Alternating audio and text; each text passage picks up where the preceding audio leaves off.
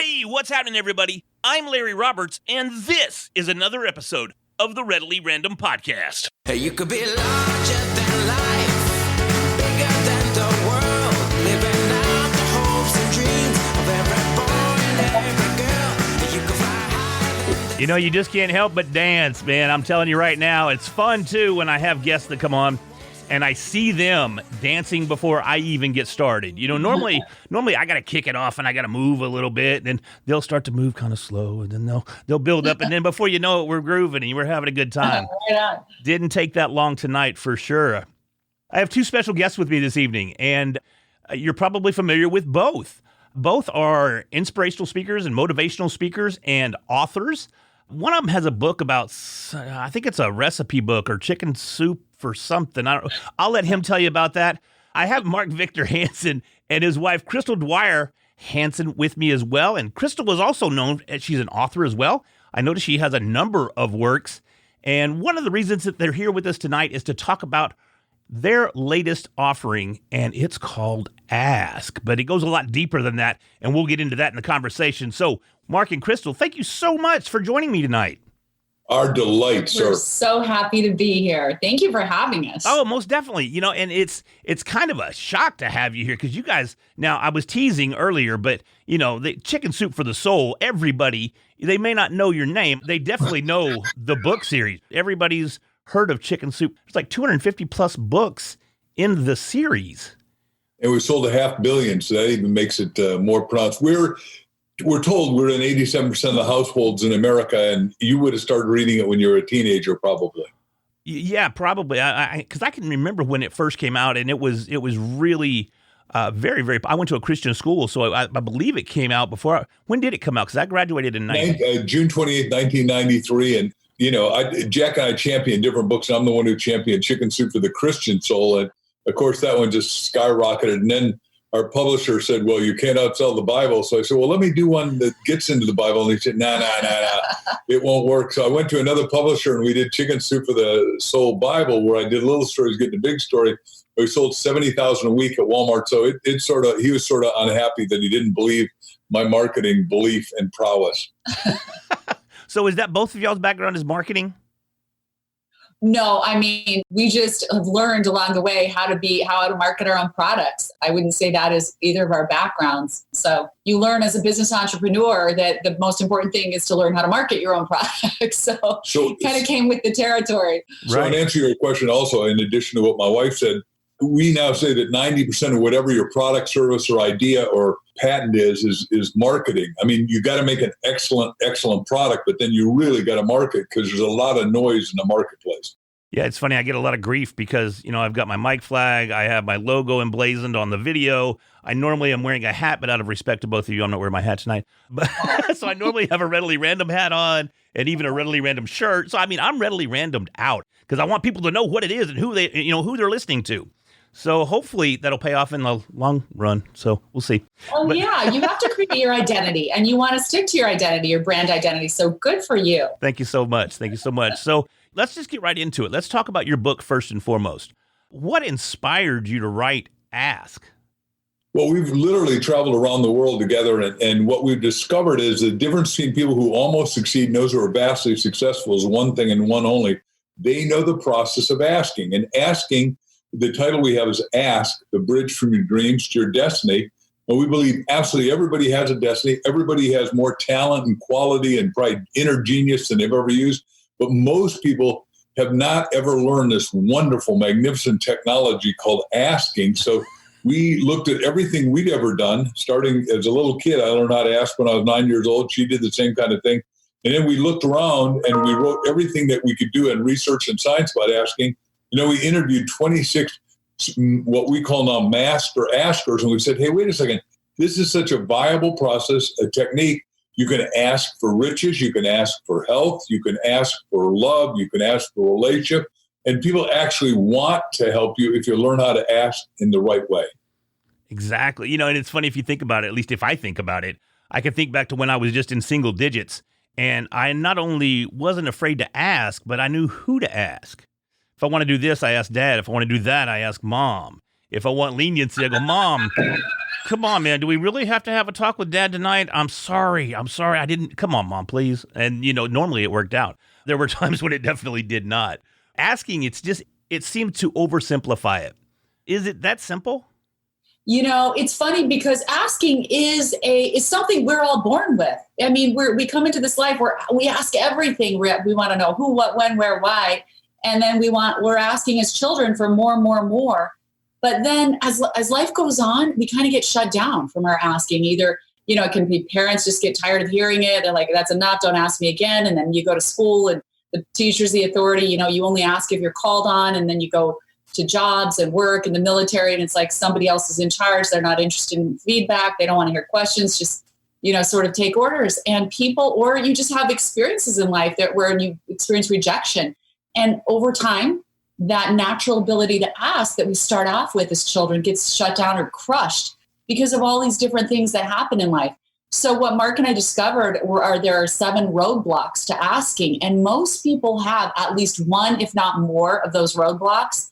So it's so important to recognize what your roadblocks are to asking and to get over them. And we have these beautiful examples in the book of all these people who experienced each of those roadblocks and how revealing it was and how life-changing it is when you become aware of it.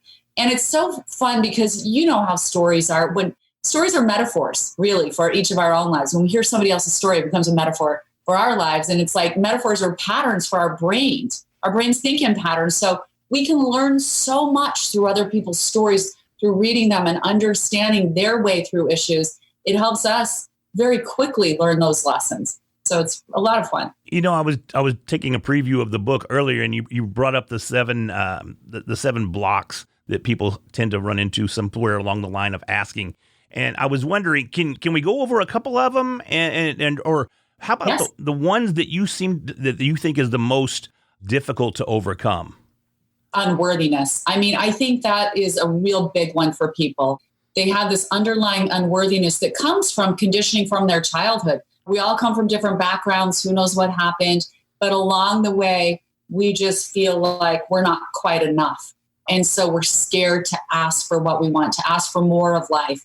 The story we give in the book is from Bob Proctor, a guy who's an amazing human being. He's a global leader teaching leadership now, but he started off in his early adulthood. He said, I was so unworthy. I grew up with so much poverty, and he was taught to expect nothing. Don't ask for anything, expect nothing, just live with this misery.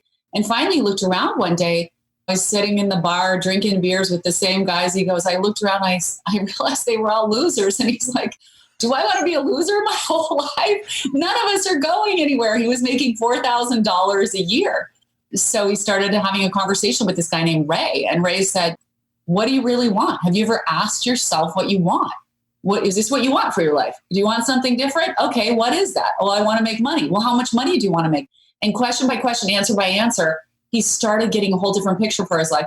And Mark is a good friend of Bob's, and he knows the story even better than I do, but became a multimillionaire, and now he influences the entire world. All because you learn how to ask. And you literally, of the 7 roadblocks, you ask your way out of unworthiness. And it's fascinating that yesterday we were on a podcast with a billionaire who he said, until I read that story, it never dawned on me that I'm 8th grade. I'm fat at the time. Now he's a skinny show, but he said I weighed 200 pounds. And I wanted to take the girl next door to the 8th grade prom. And my dad kept saying, son, did you call? Did you call? And he said the phone was so big and so ugly and so red and so violent. I kept asking myself, can I do it? And I couldn't bring myself to bring. And so I lied to my dad. I said, oh, no, she's going with a football player, Dad, in school. And he said 2 things. Number 1, I didn't realize I was unworthy. And number 2, I didn't know that I didn't have the courage to ask. And she probably would have gone out with me. And it's funny, too, because as you were alluding to a second ago, in that asking yourself, is this where we want to stay? Is this where we want to be? Is this what we want to do for the rest of our lives? Asking so many times when we talk about the word, we tend to think of it as asking others, when many times we have to turn it around and ask ourselves. That's right. We teach 3 kinds of asking. You got to ask yourself, ask others, and ask God. Those are the 3 channels that seem really clear to us. So like when I was a little kid, I didn't get that my parents, I was asking them to let me have a low handlebar racing bicycle. I saw one, I had a picture on the wall, I visualized it to realize it, but I didn't realize in today's dollars, a Trek, as you know, is $7,000. Sure. Well, my parents were nice, wonderful, loving parents, but they didn't have $7,000. They were bakers. They didn't. My dad was a baker back in store. Anyhow, so I read a Boy Scout Life Today magazine said you could sell greeting cards and consignment. I asked myself, can I do that? It says all I got to do is go up to the neighbors and nice neighbors and just smile and say, I'm earning my own bicycle. Would you like to invest in one box of Christmas cards or two? I sold 376 boxes of Christmas cards in 1 month. Did I want to sell Christmas cards? No. I was asking myself, how am I going to earn enough money to buy this bicycle, which I got one. That's awesome. And you overcame the fear of going door to door and of asking. And it was interesting that I've been a follower of yours, so I kind of heard the story before, but my audience probably hasn't. But I love that story. See, so thank you. So the thing is, you didn't even give your neighbors an opportunity to say no. Do you want one box or do you want two? Yes. And then Crystal says, when you got to confront your fear, and all of us got fears at different levels, you got to have the courage to step in your fear and go forth with vigor. Exactly. And I speak a lot on a topic called comparanoia. And it's very similar to the fear and being afraid to ask and comparing yourself to others and comparing yourself to where you're at in life. A buddy of mine, he actually did a TED Talk on it. David DiGiorgio is his name. And he and I, we have a partnership where we both speak on it. And this book can help a lot of people that have heard my comparanoia message before, because it's very similar. And one of the big difference in what I talk and what obviously your book covers is that we have a cycle of comparanoia that we have to break. And one of the ways we can do that is by asking. And breaking that comparanoia cycle leads us to a cycle of celebration. But you're never going to celebrate unless you ask the right question. That's right. And there are other ones, the roadblocks. So there's, naivete, which is just really not even being aware. You just weren't exposed to what's out there for you. So you'd never ask for it because you just don't know. And I tell this story in the book about this wonderful woman who worked for me when our daughters were little. She took care of the children, and because I had girls that were 16 months apart. And she's from the Philippines. So she would come and make all these beautiful dishes from her homeland. And she shows up one day with this fruit and cuts it up and puts it on a plate. And she's like, try this, Crystal. And it was this really bright orange, juicy fruit. And I tasted it. I'm like, oh my gosh, this is the best fruit I've ever tasted. What is this? And she goes, it's a mango. And I was like, I can't believe I'd never had a mango before. I thought I was pretty worldly. I'd been all over Europe. I'd been around the world. I was like, that's crazy. Where'd you get this? I've got to get some. I'm thinking she imported it from the Philippines. She goes, at the grocery store. I was like, this has been at the grocery store all the time, and I've been passing it by. And I thought, what other things am I passing by every day? What people am I just passing by, never meeting, who might make a difference? There might be something rich and wonderful in that relationship. What other opportunities am I just passing by? Because I don't even know they're out there.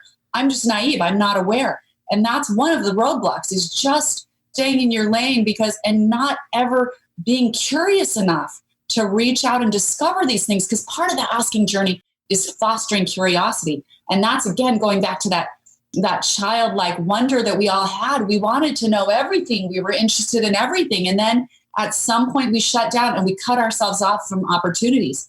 To go on with the 7 roadblocks, there's doubt. We give a great example in the book of a woman who happens to be my great friend, just this relationship she had with her father. She could never ask. And we get into this discussion one day about how she loved to watch. She sat in the back of our car and would watch my dad hold our hands.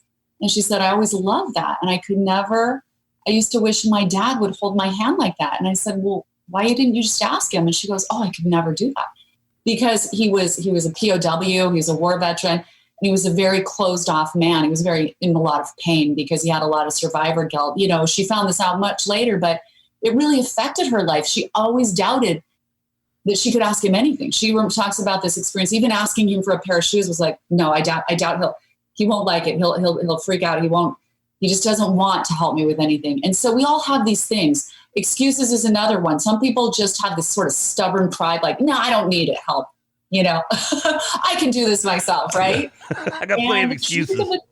Are you that? Is that what you're guilty? I'm the excuses guy. Yeah, I can do that, but, or, yeah, that's going to, always come up with an excuse, Yeah. My wife hates it. So they fit, there's one of these or more that fits for all of us. And then there's just fear, which is like sheer terror of rejection.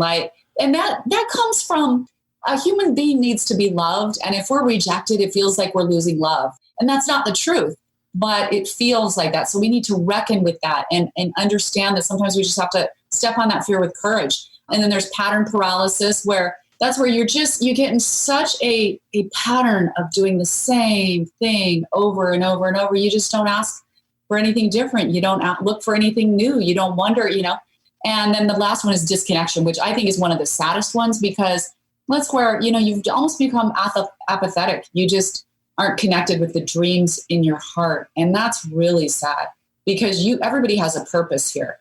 So we don't want to lose that connection. I think maybe losing that connection is, I'm a recovered alcoholic, and I say recovered and not recovering because I haven't had a drink in over 6 years, but I was a hardcore alcoholic. Thank you so very much.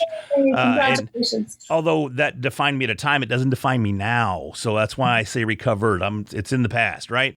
But at the same time, I got into that pattern of drinking and sorrow and kicking rocks and going, oh, I should be doing this, I should be doing that. And I just got further and further and further and further into it because of that disconnection.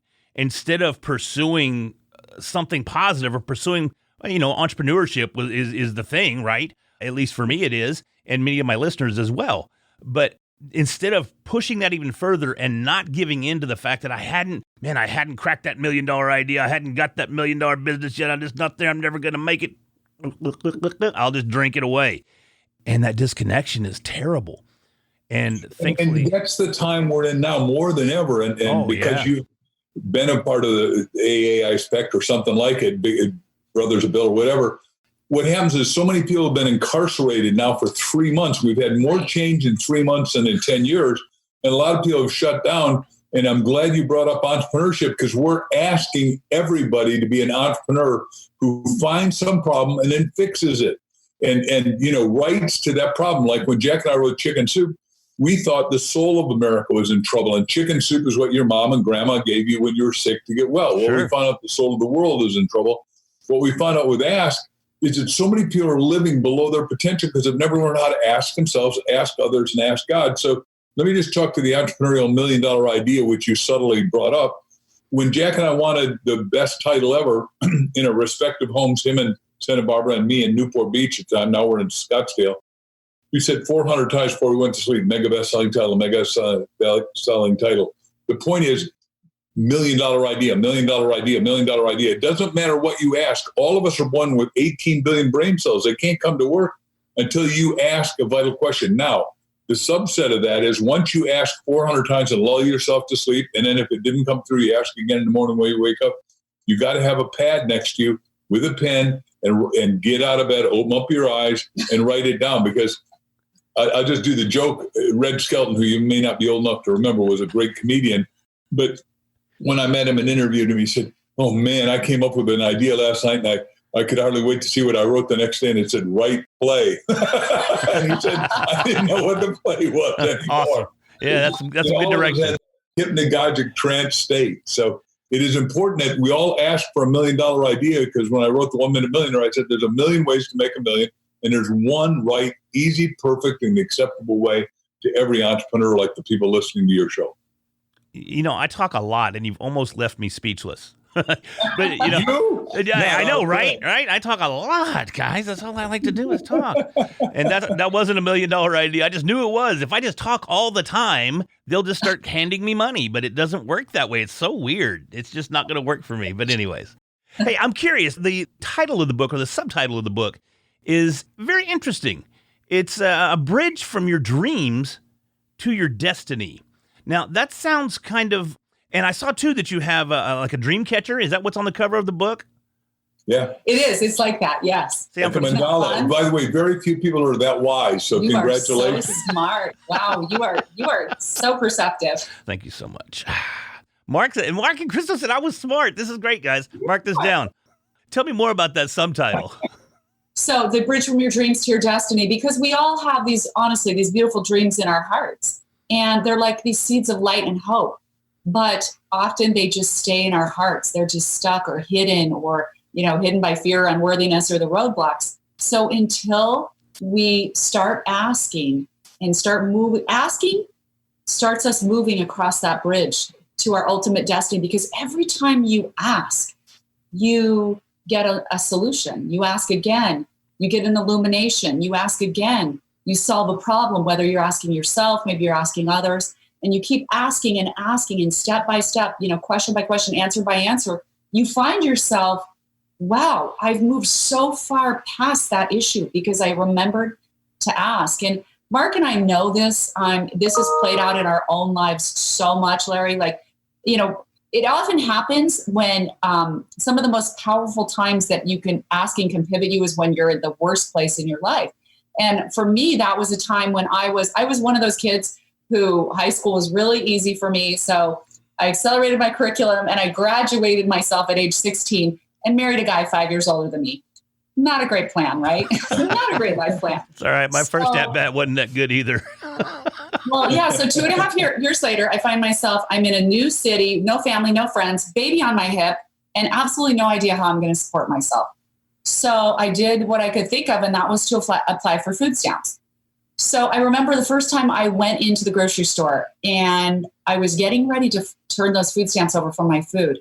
And all of a sudden, this huge question just dropped in my mind. And it was like time slowed down, kind of stood still. I don't know if you've ever had that experience, but it was like, how did you get here? Was the first question.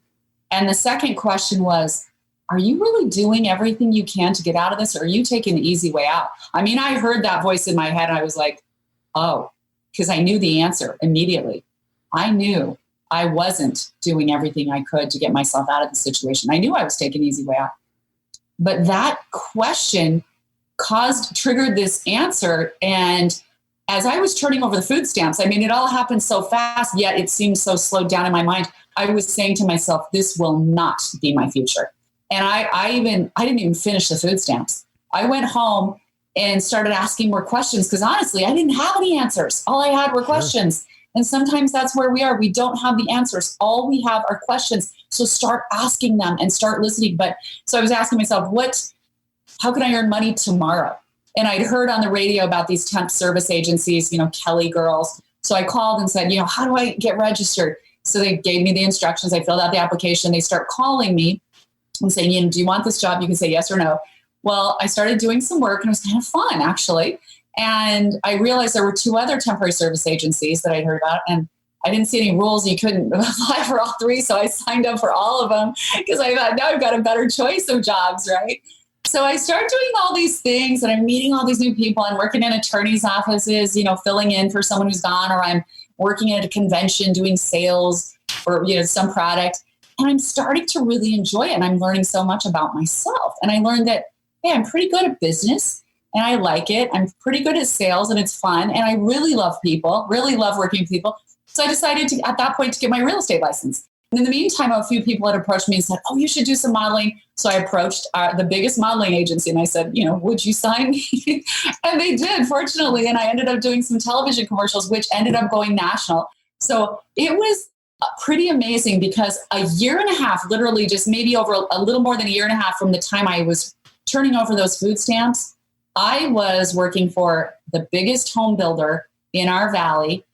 I became the #1 realtor for our company. And I was making all these great residuals, which paid benefits because you had to join Screen Actors Guild right when you were doing that kind of work, had to. So, the benefits were amazing. So my son and I had these great insurance benefits.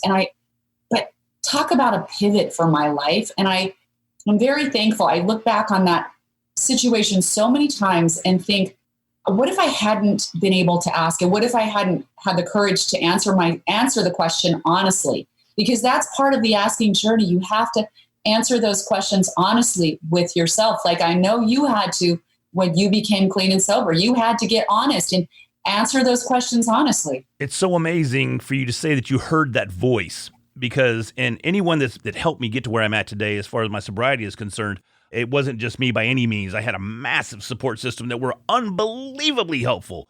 But that day, I was sitting here and I was on my couch. I'd been there for weeks. I hadn't budged and I was on just a 24/7 bender for who knows how many days. And I was sitting there, it was the middle of the day, and a voice, I'm not kidding, folks. I know I was drunk, but I still heard a voice said, if you don't take the steps to do something right now, you will not be here tomorrow. It's real simple. And I got up off the couch, somehow got sober enough, tears running down my face.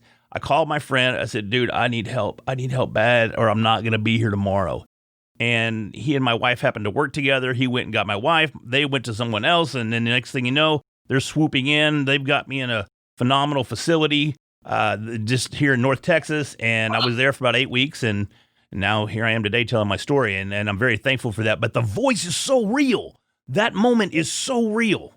It is. So I just got goosebumps because your story is what we said in Chicken Soup. We said 7 discernments, one of which is it causes God bumps, goosebumps, chilly bumps.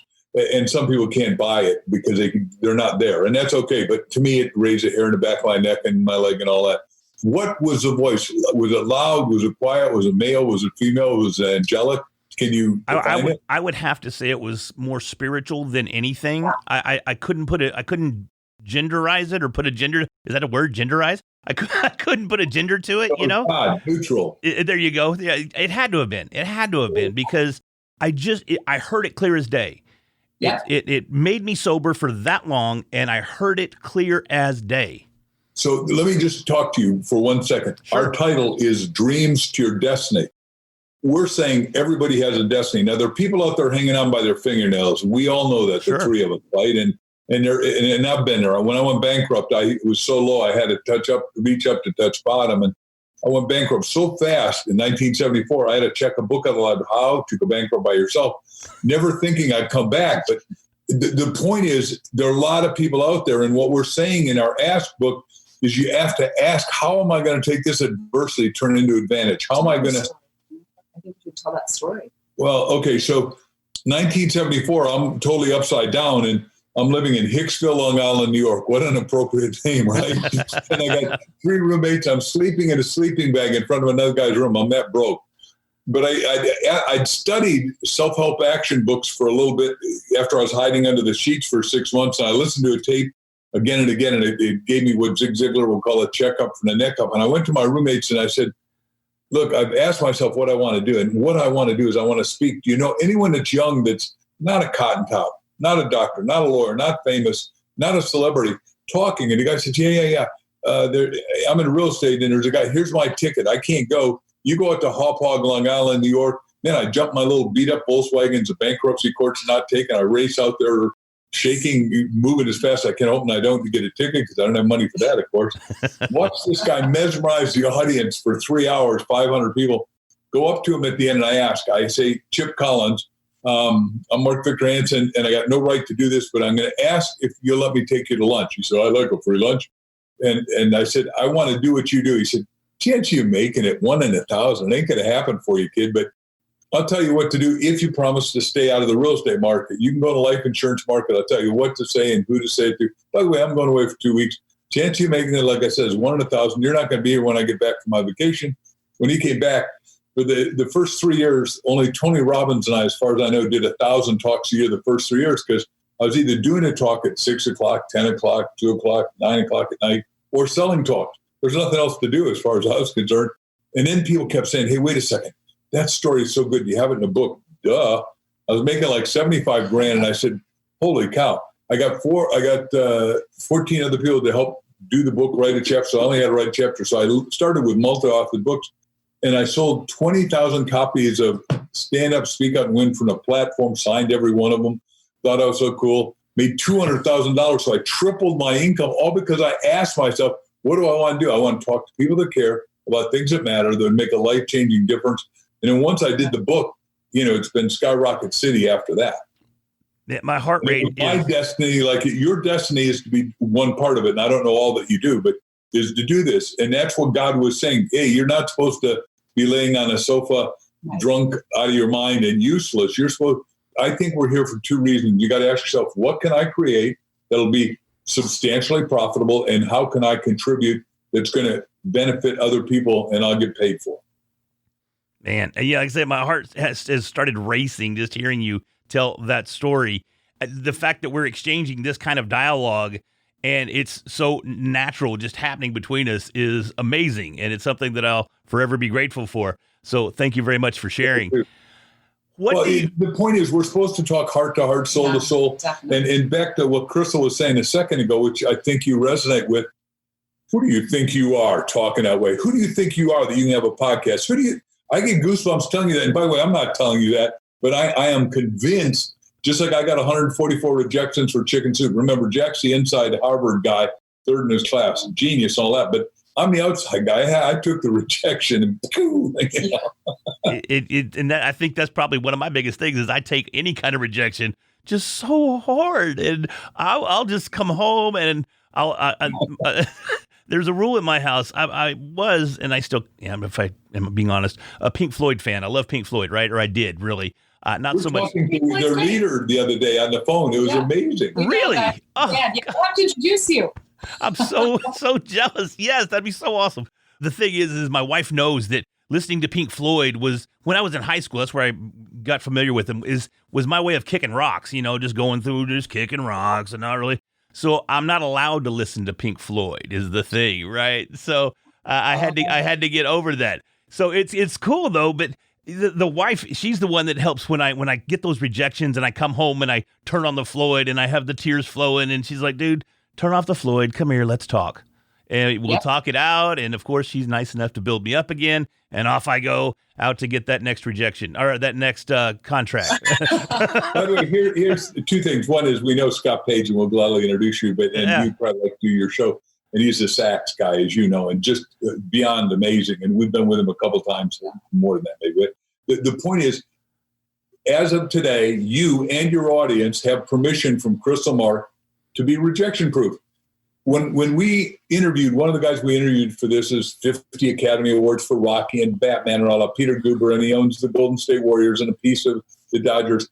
Peter said, Mark, you are so dyslexic. Now, I'm not dyslexic at all, but he said, you are so dyslexic, you think no means on. So we all need to adopt that, right? No doubt about it. Let it turn us on and keep going, because there's a great story about that in the book. It's a story, a woman named Rita Davenport. I'd like to share this story because it's so relevant. Oh, yeah, please. So Rita was this broadcast journalist, television broadcast journalist in the city of Phoenix. She was very popular. She thought of this idea to start this cooking show. And the cooking show became so popular because of the way she wrote it. Her personality was so dynamic. And she had all these people on, all the chefs of the time, Wolfgang Puck and Julia Childs, every chef. And her show actually became the #1 daytime show for all of Arizona. So it was really a big deal. So she had this fantastic idea, to start a food network, like an entire food network. She wrote the business plan. She knew it was going to work. She made an appointment with the corporation who owned her show and went to the meeting that day and explained the whole business plan, told them why it would work and all of the things that she would do on it. And they looked at her and go, Rita, we love you and your cooking show is great. And people love watching that for an hour, but no one will ever want to watch food preparation all day long. That's never going to happen. We could never get behind that, right? So Rita went home. She felt rejected. She put that up on a shelf and forgot about it. But in the competitor station, there was a guy named Jack Clifford who also watched Rita every day on her show. When she would come on, he would lock his door and sit in the room and start taking notes. In fact, her friends over at the other station would say, Rita, we think this guy's hot on you. He's really crazy. He's like obsessed with you. He's obsessed with your show. So he took copious notes of everything she did, said, the layout. Jack Clifford is the guy that started the Food Network. He took all of Rita's ideas and format and everything she was doing and took it to enough people. And I'm sure the first one didn't say yes, but he took it to enough people and finally got the yes. And he admitted it to Rita. They because they were colleagues sort of in that industry and they ran into each other later on at a black tie event. She said, Jack, you stole my idea when you created the Food Network. He goes, I know, Rita, I did. She's like, you could have given me at least something for it. Really, that's really unkind. But he said, Rita, when I sold out of my part of it, the Food Network was valued at $3 billion. Now it's valued at like $30 billion. But what a lesson to never stop, never let rejection stop you. And Rita learned so much from that. She went on to be an incredibly successful person. She was one of the early founders of Arbonne and was the head, it's kind of the head mama in Arbonne Cosmetics, and did very well. And she never stopped asking. Again, she does a talk called Get Your Ask in Gear. I love it. I love it. I love it. I love it. Hopefully everybody that's listening to this episode will get their ask in gear and get a copy of your new book. So that's why we want people. Can I do a bold ask with your permission? By all means, please. Ladies and gentlemen, with a little courage to step in my fear, I ask you to buy a copy of our book, Ask, The Bridge from Your Dreams to Your Destiny. And because bookstores are not concurrently open everywhere, you're going to have to get it at Amazon. Yes. Once you get it, and get it in any form. You can get it audio, you can get it Kindle, you can get it a solid copy, which is beautiful. But when you get it, go to reception@markvictorhansen.com. And what we're going to do is invite you for free to be part of the world's biggest book club, because we want everyone to talk about asking. We want to keep galvanizing you to be a master asker, to ask your way back to sobriety. I never thought about that, boy. It's a whole nother story that we ought to write to, just because by the way, I'm going to do a bigger picture of that, if you don't mind, just real quick. I'm sort of sidebar, but it's because your openness, I'm willing to do this. Sure. I was on TV and I did all the churches that were AA and SA and GA and, all the initials. Mm-hmm. But there's 18 million people in each one of them. And I met with, on one of the TV shows long ago, the person that said, look, everybody's addicted. It was Dr. Glasser, who is a psychiatrist, said, everybody's addicted. You're either addicted positively or negatively. Right now, you're addicted positively, right? You're addicted to, because the show is fun for you. I mean, like the first thing I said to you before we began, you come roaring out with enthusiasm, and the big word I learned a couple of weeks ago is exultant, which means you're over the moon happy, right? Isn't that a nice word? That is a great word. That is an awesome word. I'm going to steal it. Good. Wait a second. Words have to be shared, right? That's comparanoia. Yeah, there you go. Well, I can't thank you enough, honestly, for coming on the show today. I appreciate the conversation. It wasn't just, in my opinion, and I hope you share the same feeling. It wasn't just an interview and a pit stop on your world book tour, but hopefully you felt a little something that I felt here as well. I thoroughly enjoyed it. It was phenomenal. We totally did. Thank you so much. And we just hope that we can support everybody in their asking journey, because it's important. The feedback we're getting on the book is really unbelievable. It's amazing. I have no doubt. A lot of great stuff in there. Great stuff. So, Mark and Crystal, thank you so very much once again for joining me on another episode of the Readily Random podcast. It was an absolute honor and pleasure. Thank you. Oh, the pleasure is ours too. Thank you for having us. Y'all take care. You could be